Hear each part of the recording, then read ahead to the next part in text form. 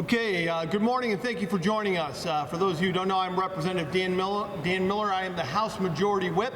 I represent the South Hills area based in Mount Lebanon, just a little bit over the river there. I'm sure you all know it. Look, we are excited to be here with friends and colleagues to talk about the wins in Allegheny County and Pittsburgh from the just passed Shapiro-Davis effort to deliver a state budget that works for people, that delivers on promises, and to make sure that we're building towards our future. There's a lot of things here that was done in this bipartisan budget that obviously passed through the Republican-led Senate and the House-led Democratic majority in the House. These are things here that we are very proud of. Compromise is the nature of it. There are things in here that I'm sure our friends on the other side maybe wanted not to have. There are things in here that we would have preferred to steer a different way. But overall, thanks to the efforts of not just Governor Shapiro, but of course our good Lieutenant Governor, we have gotten to a direction that I think is going to help lay the foundation. But I want to be sure that everybody understands that here in Allegheny County and Pittsburgh, the leadership here has been working together to get things done. Now, I'm joined, of course, here with one of my colleagues from the House, Representative Abney, who represents this part of the district.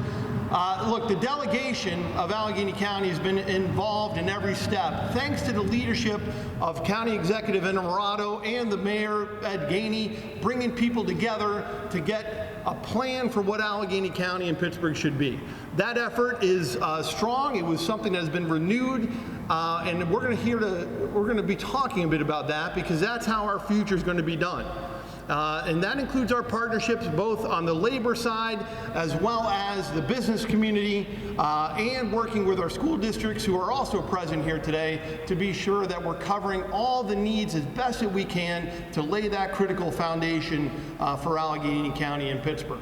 But like I said, the whole point about it has been how can we take our efforts from Western PA on the executive side with a governor who I know cares about it, who's picked a guy like Austin Davis to be part of his key team, with the elected leadership of Allegheny County and Pittsburgh, and the key leadership positions that we do have in the legislature, both with myself in the House and Senator Costa, who will be here momentarily, as the minority leader of the Senate, to work together to be sure that in Harrisburg and across the state, while we are supportive of all of our friends, that Allegheny County's future is strong and growing.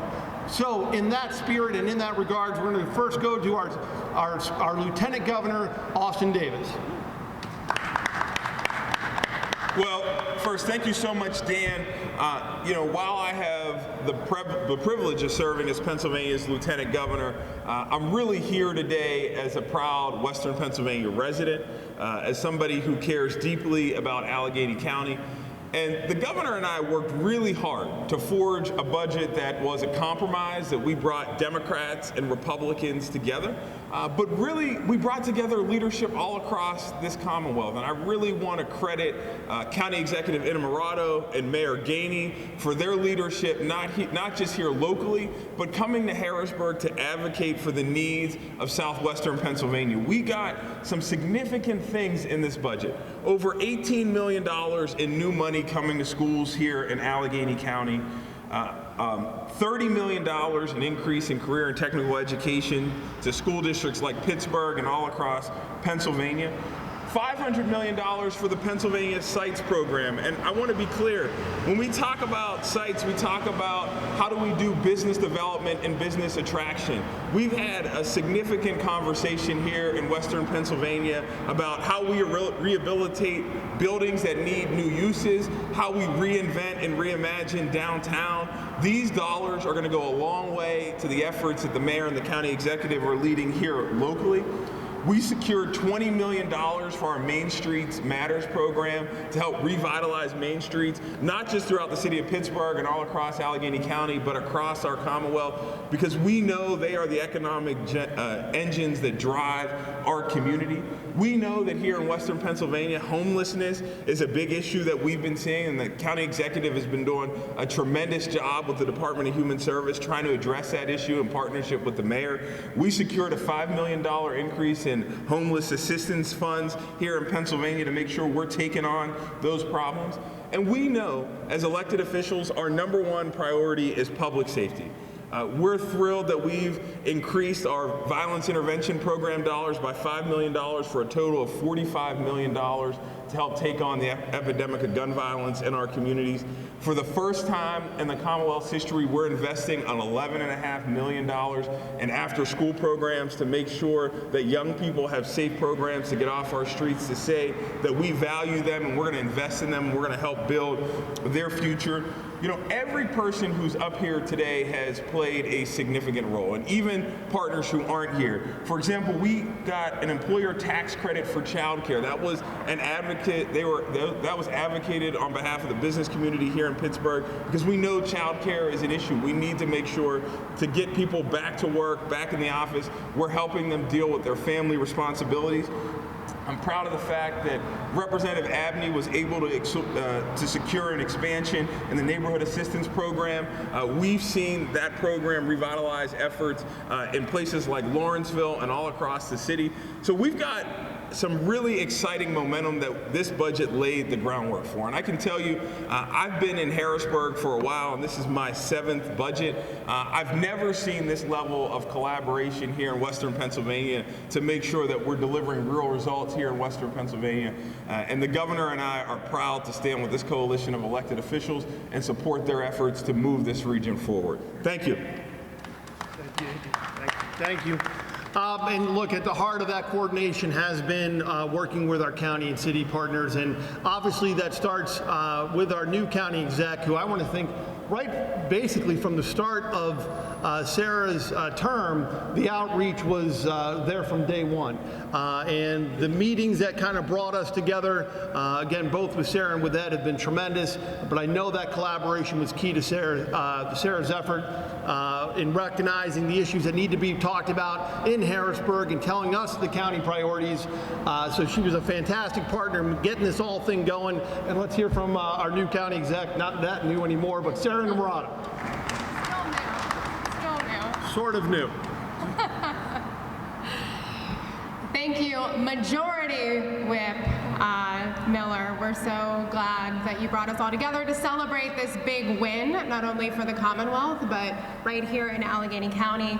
Thank you to Lieutenant Governor Davis for being at the negotiating table and getting us a win-win across the political divide. And of course, it's always great to be here with my partner, Mayor Ed Gainey, along with our friends in labor, Darren Kelly, the president of the Allegheny Fayette AFL-CIO.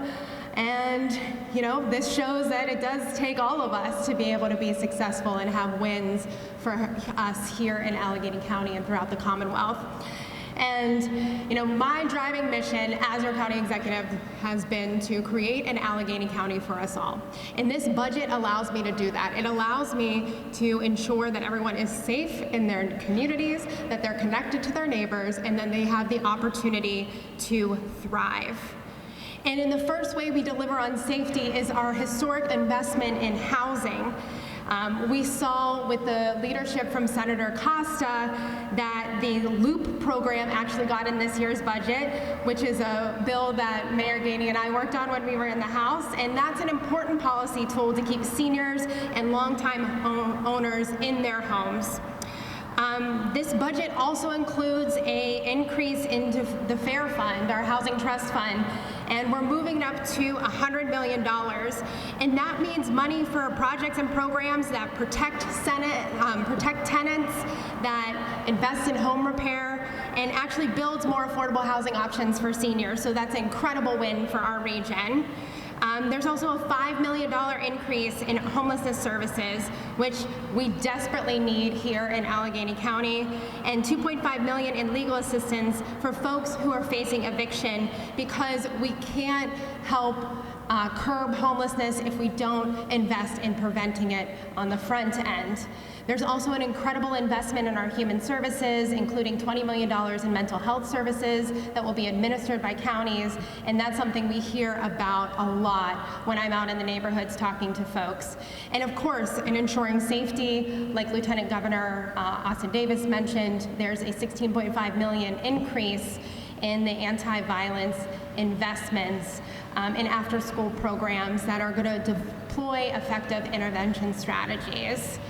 if we're ensuring that people are connected, what other more tangible way than investing in our public transit? So the $18 million increase for Pittsburgh Regional Transit will surely help us achieve that. Advocates say a lot that bus lines are lifelines, and we know that they're critical for people to get to work, the grocery store, doctor's appointments, and whatever they need to do to just live life and exist and connect to everyone across the region. And of course, as your county executive, economic and community development is the foundation to ensure that we can connect people to opportunity, ensure that everyone can thrive. So that $550 million in new economic development programs from DCED is going to be absolutely a game changer. The $500 million for the shovel-ready sites to support major construction projects and good-paying, family-sustaining jobs is critical. And investments like Main Street Matters, which ensures that we're supporting our small businesses and our mom and pop shops in main streets, not only here in downtown, but across Allegheny County. And of course, if we want people to access that economic opportunity, we always need to talk about investments in childcare. And this budget does that. I'm so happy to see a budget increase, and as well as the other programs that Lieutenant Governor mentioned. So with those investments, I know that we'll be able to work together to do great things to truly build an Allegheny County and a Pittsburgh for all. So thank you. Thank you. Thank you, Sarah, and thank you for your leadership in getting us to this point. I do want to acknowledge that we're joined as well by my colleague, Representative Mays. Thank you for being here, too.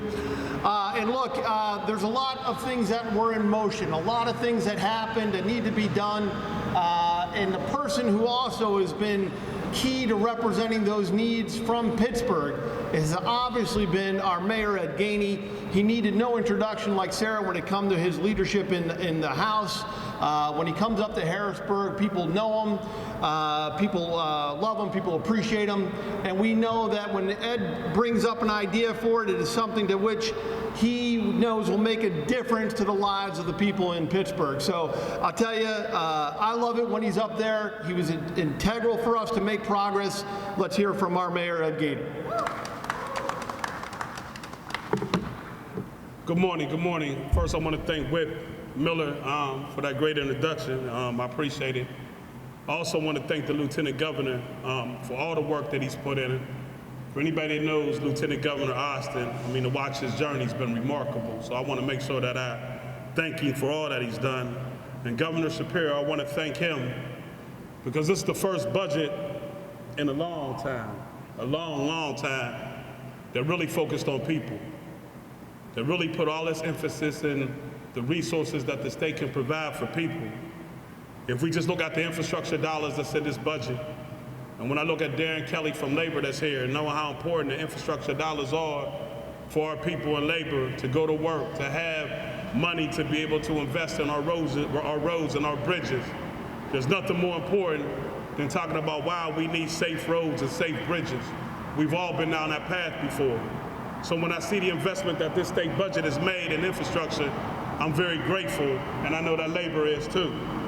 I also want to thank something that I think is, in my eyes, what I've been talking about for a long time, and to me it's incredible, and I'm grateful to see it coming out of the state. And that's when we talk about after school and out of school programs for our children. I always say that if you keep a child in a structured activity, they'll live a structured life. You don't have to worry about them growing up as wildflowers because of structured activities. The streets can never get them. Their life gets them, and they grow to be who they want to be and be able to walk in their destiny. To me, that's extremely important. So when we talk about the amount of funding that's going in the out-of-school and after-school programs, I'm so grateful. We need to keep our recs open longer. We need programs that's going to keep these kids off the street and in the activities that's going to bring life. We know the streets brings death and destruction. After-school activities brings life to people, and that's why child care is so important.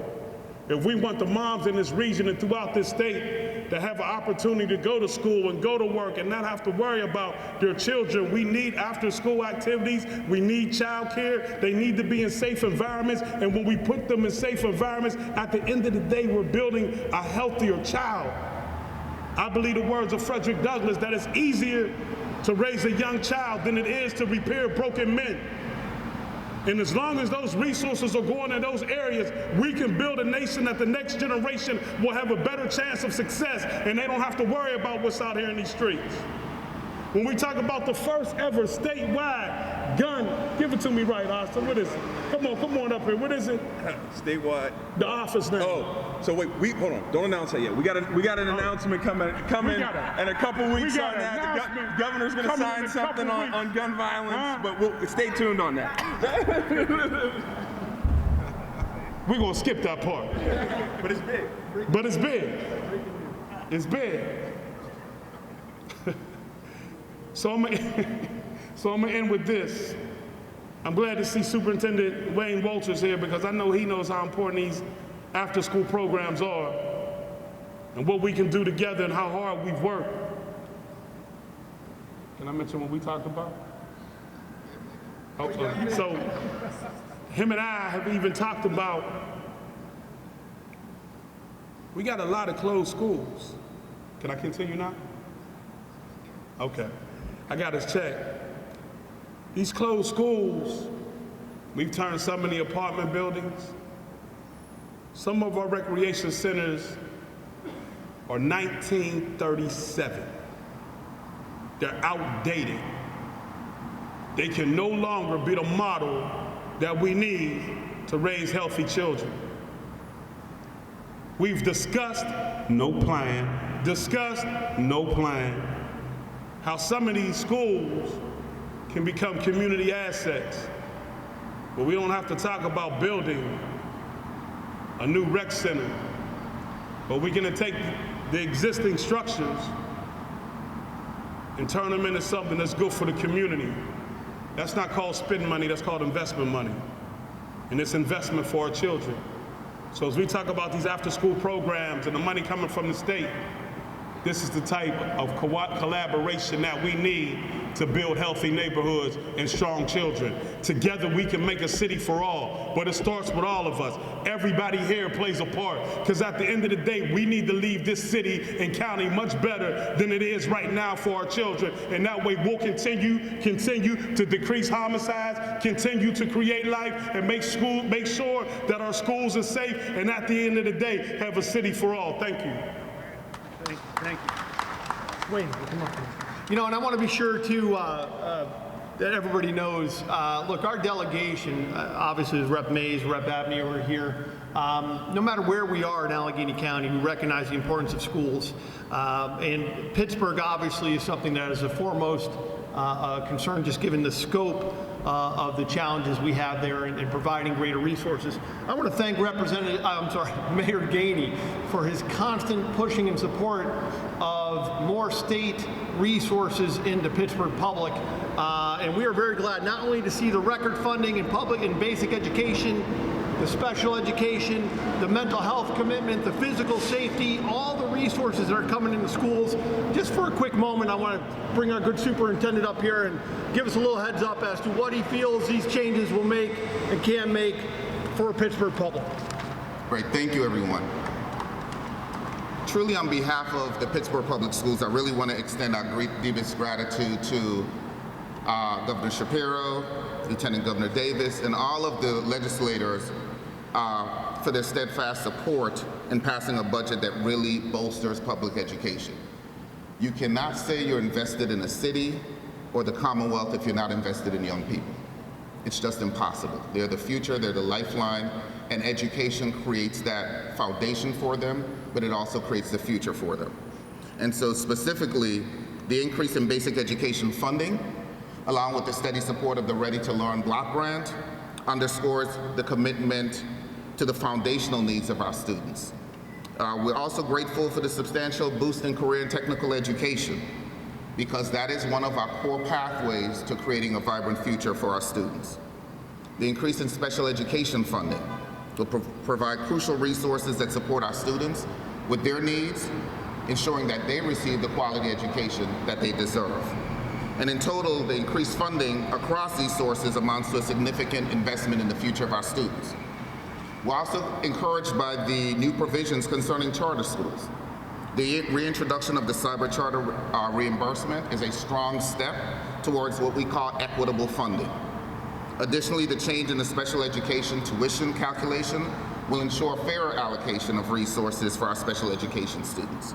And so the combined effect of these funding increases and savings resulting in an estimated high-quality net impact will profoundly impact our ability to provide high-quality education and support our students and truly put them first always in all ways. So I thank you all for your unwavering dedication to public education and for empowering our school district to thrive and succeed in the great city of Pittsburgh. Thank you.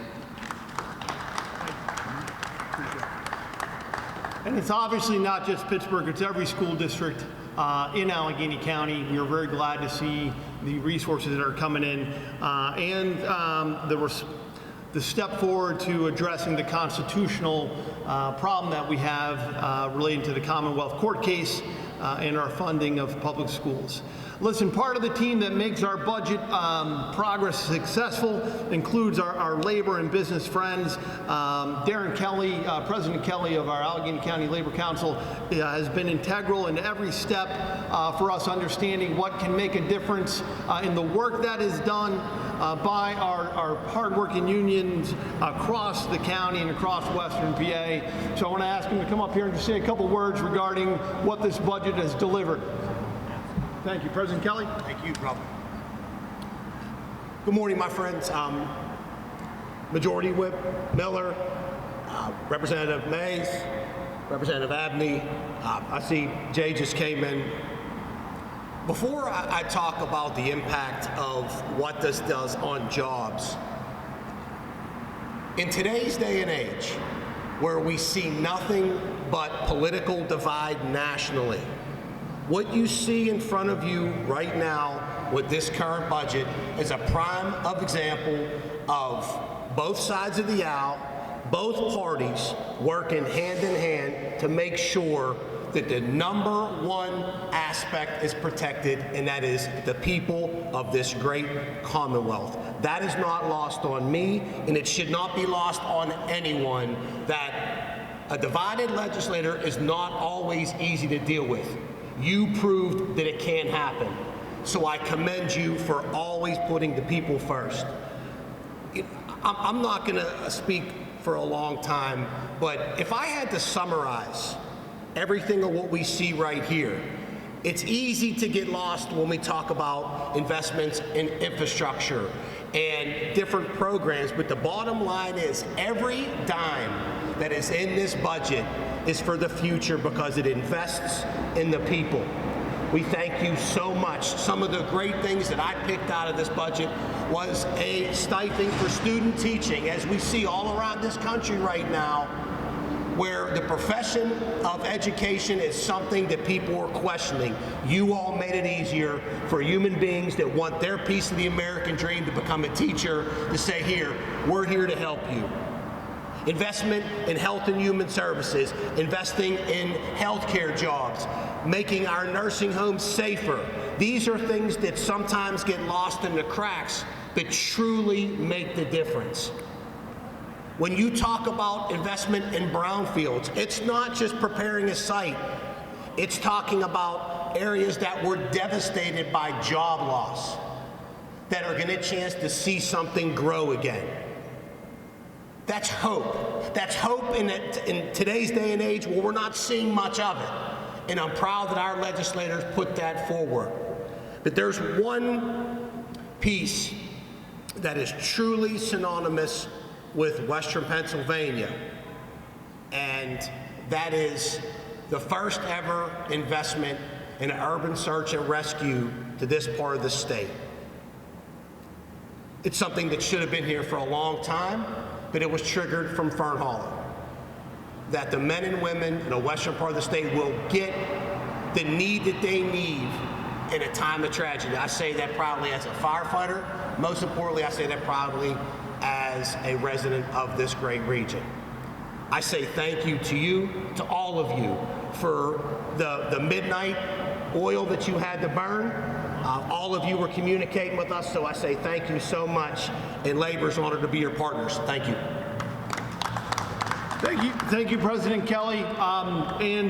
Great points. I want to recognize again, just so everybody's clear, when we talk about Allegheny County's leadership and President Kelly at every table and involved in every issue, without the sort of the conversations that occur from the firefighters through President Kelly, urban search and rescue would have struggled. And by the way, without the push of Ed Gainey, urban search and rescue would have struggled. Without the work of SEIU, there would have been struggling for greater pay and support when it comes to so many human service and nursing home issues. Without PSEA and PFT, we would have been challenged when it came to delivering some of the supports that we need for our schools. So they are tremendous partners. I do want to take a quick note for those of you who did see our press release. Please remember that Matt Smith, who of course leads the Allegheny Conference, did release a statement as well. He couldn't be here with us today, but I want to assure you again that as our leadership team continues to meet in Allegheny County, it's not just the labor, but it's also the business community who helps us craft ideas and solutions to get things done. And there's no other greater partner in our leadership team as far as making sure we deliver for Allegheny County and Pittsburgh than my good friend, the minority leader of the Senate, Jay Costa. Thank you, Dan, and good afternoon, everyone. I guess it's still morning. It's been a busy morning already. But thank you for the chance to come by and say a few words and talk about some of what I deem to be impressive wins for Allegheny County and the city of Pittsburgh. Certainly, we all know about the statewide investment of $1.3 billion in education, how it's going to impact Allegheny County and the city of Pittsburgh going forward. And for the first time, recognizing that we have inadequacies across our Commonwealth with regard to fair funding, and that we're taking that first major step towards that end. But there are a number of other things that we talked about in the human service space, to me, which is very important. When we talk about some of the challenges that our cities across this Commonwealth face, a lot of it has to do with human service programming and to be able to enhance resources in that space, to address additional resources for homelessness, addressing additional resources for evictions and things of that nature, keeping folks in their home. And I'd be remiss if I didn't talk about some of the things that took place with respect to our tax code. When you start talking about some of the things that are going to be able to be beneficial to communities and neighborhoods, to refurbish and rebuild those neighborhoods, giving people an opportunity with respect to housing.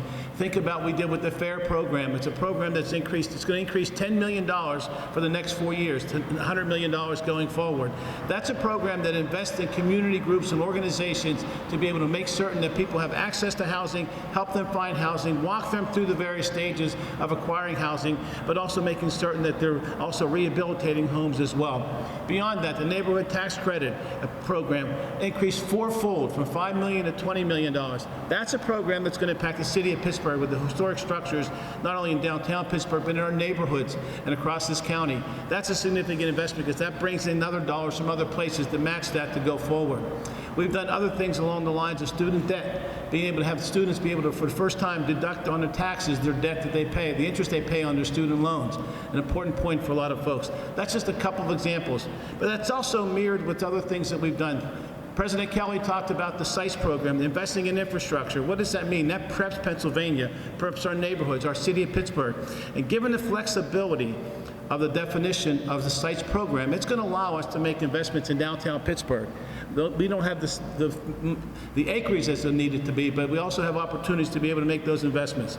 And in the housing space, I want to talk a little about an ancillary program that just delivered last week 6 distinct different projects into the city of Pittsburgh. 6 LIHTC through PHFA, a Pennsylvania Housing Financing Agency. 6 new projects are going to take place in the city of Pittsburgh. 2 here in downtown Pittsburgh are going to be 2 conversions. The May building is one, and there's a building on 4th and 1st that's going to be the second one, generating new affordable housing in downtown Pittsburgh, which we've talked about. There's 2 in Hazelwood, one on Hazelwood Green and one on 1400 2nd Avenue. There's going to be one in the Hill District. There's one in Homewood. 6 distinct projects are going to be able to provide in excess of probably 300 to 400 new units in Pittsburgh to be able to do that. It's a tremendous program, and we've been very fortunate to be able to do that. On the economic development side, we're going to continue to work to bring resources. The governor created for the first time ever a program that's called Main Street Matters. This is one of our main streets, and we have a lot of main streets in our neighborhoods. We're going to be able to make those investments as well. In total, there's been a tremendous amount of effort to be able to put together a comprehensive approach to be able to grow jobs, sustain neighborhoods, grow neighborhoods, and rehabilitate neighborhoods as well. That's going to make a world of difference as we go forward in our community. But our work's not done, because we got one thing we have to close the loop on. Transit's a very important part of what we do in Pittsburgh, here in the city of Pittsburgh especially. Getting people to and from work. From their homes to downtown Pittsburgh, from their homes to Oakland, for the hospital services they provide. We were able to provide $80 million as a short-term funding gap for transit and for transportation as well, to ramp up our roads and our bridges. That's our number one challenge as we go back to Harrisburg in the fall, is to be able to provide a more dedicated funding stream for transit that addresses the needs that we have for Pittsburgh and also across the transit systems across the Commonwealth. That's one of the places we work closely with our friends in labor, and we're going to be able to continue to do that. But particularly this SITES program, that is the most important economic development thing we've done this year, and I look forward to working, identifying those locations. Thanks, folks. Thanks. Whip. That's all good. Look, there's a lot here. We're very excited to deliver these opportunities here, and we thank everybody who's helped us get here. Again, the general five that we talk about as the majority whip, the minority leader, with our mayor at Gainey, with our county executive Sara, Innamorato, with our Austin Davis, our lieutenant governor right here in Allegheny County. We're working with Chairman Piscatano, the entire delegation, House and Senate alike, with our labor, with our business friends, to deliver what has been, in my opinion, the best state budget I've seen in my time in the House. How long for you? What would you say? He says 20 years. Okay. Oh, yeah. Okay. So we're very excited to deliver these opportunities, and we're going to keep doing it. Keep your eyes and ears peeled. We have more things coming that we're going to be delivering, working with Mayor Gainey and Sara Innamorato as well. So I want to thank everybody for joining us here as we went over some of these highlights of the Shapiro-Davis budget, the bipartisan budget that has just been passed. And if there are any questions, we'll gladly take them. One question, something that this would be both for Mr. Costa and also for you. There was, I guess, some lobbying or request for raising the Pennsylvania film tax credit. As I understand it, that didn't make it into the budget. What's the future of that? Why? Where does that stand? Why did that not happen? Could it happen? So the film tax credit was something a lot of folks lobbied for. I supported as part of the Film Tax Credit Caucus. The request was $300 million. I think we had to prioritize, quite frankly, what tax credits we were going to be making investments in. So the tax credit that we did, the tax credit bill we did was about $175 million. This year it grows to like $297 in the out years. There was just too much to be able to do. The SITES program is the biggest part of that the number 175 I gave you. The debt service on that sort of kind of grabbed all the capacity to do film tax credit at this moment in time. We did a number of other smaller ones that I talked about. We did FAIR, we did the Neighborhood Assistance Program. The Neighborhood Assistance Program, which is a big community program, I didn't mention, from 36 to 72 million. But to do $300 million for the film tax credit would have been too much for us to bite off right now. But that continues to be a high priority for a lot of members in the Senate and the House. And I expect that that conversation will continue. And I would expect to be able to stand here next year and tell you that we've probably done something in that space. Yeah. And don't underestimate that the neighborhood program as referenced. That was led in the House by Representative Abney.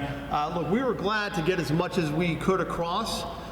No, it was not everything that we had on the table with it. But look, as referenced, we are, I think, the only state with a full-time legislature where we have a divided, Senate with the Republicans and House with Democrats. Thankfully, with Governor Shapiro and Lieutenant Governor Davis, we were able to get a framework together. Some people thought that this would take months. We kept hearing these rumors about massive delays in how this would go. But again, the leadership that was there, and we do appreciate where compromise was found, but it did leave some priorities for us that we hope to address again soon. But transportation is definitely number one for the fall. Any other questions? Thank you very much for joining us. We appreciate it.